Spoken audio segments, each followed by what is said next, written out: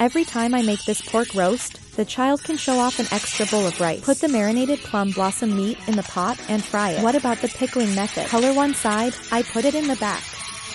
Plum blossom meat is the tenderest part of a pig. Fragrant and tender, it is very suitable for making before it's completely thawed. Slice into about 1 centimeter thick.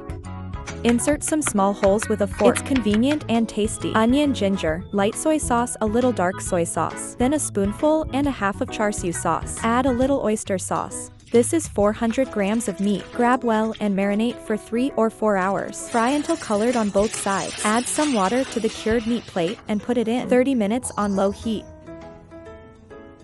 Put the pickled plum blossom meat in a pot and stir-fry it. Add some oil after frying and changing color. Add garlic, green and red peppers, and fry to taste. Add glutinous rice shoots to taste. Some light soy sauce and dark soy sauce. Stir-fry evenly, and you can bring it out of the pot. Glutinous rice shoots are really eaten once and praised once. Crispy and refreshing.